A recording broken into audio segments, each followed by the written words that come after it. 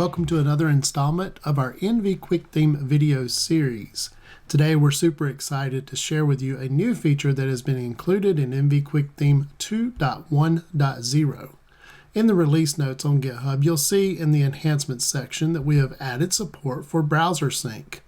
Browsersync, for those of you that do not know, is a Node.js module that essentially uses live reload to synchronize changes in local code with the browser.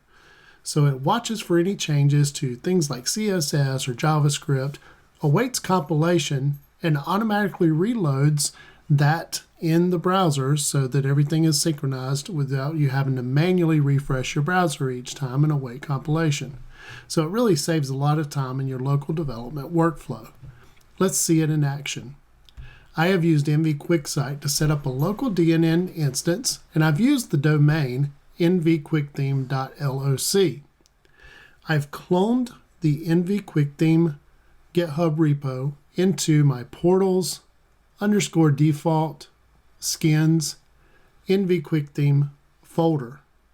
I have built the project, and I have applied the theme to the site that you see here. I've added some basic content here so that we can get a bit of a feel for what it will look like. Let's take a look in code to see the new Browsersync function and what we may have to do locally in order to utilize it.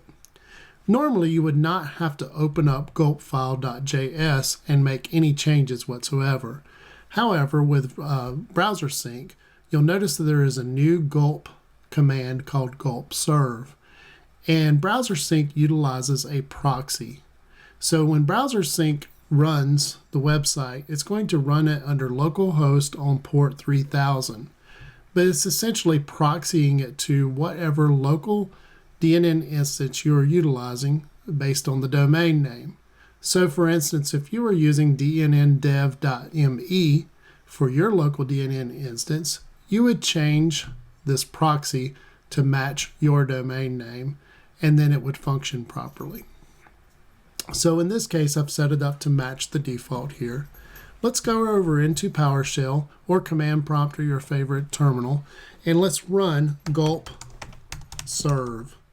Now at this point, we're expecting it to serve up the website on local host port 3000. So let's run gulp serve. And it should open up a new browser window at localhost with port 3000.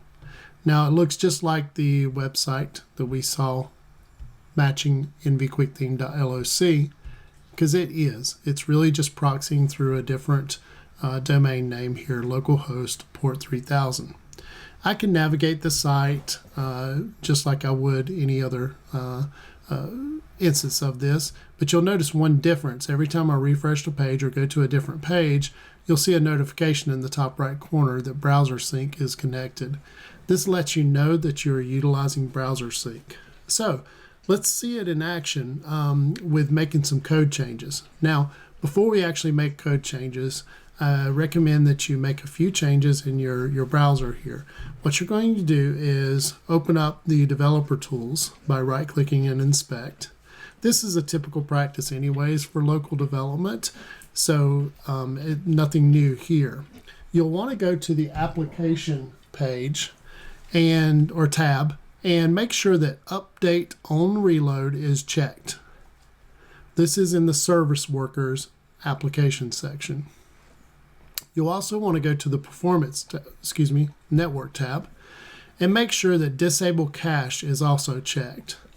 This will make sure that while the developer tools are open, that it is not utilizing cache for Browsersync or any reloads that you do manually here.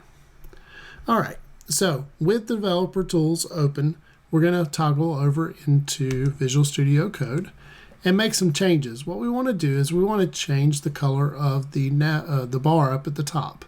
It is currently brown, and that's using the tertiary color within the theme. So let's go find that.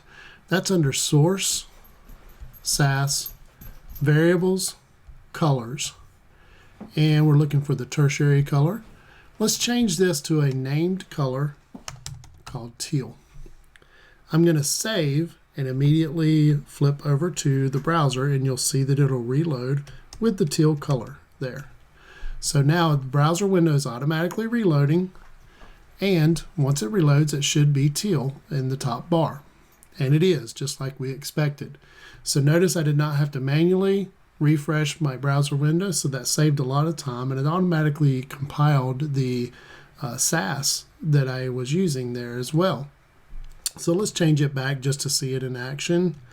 I will undo, save, toggle over. Notice that it's already reloading, and it should be brown once it refreshes, and it is. Now, if we go back over to our PowerShell window here, you'll see that for the two saves that I did, it went ahead and did the compilation and minification and everything and reloaded the browsers, and you get those type of notifications in here as well.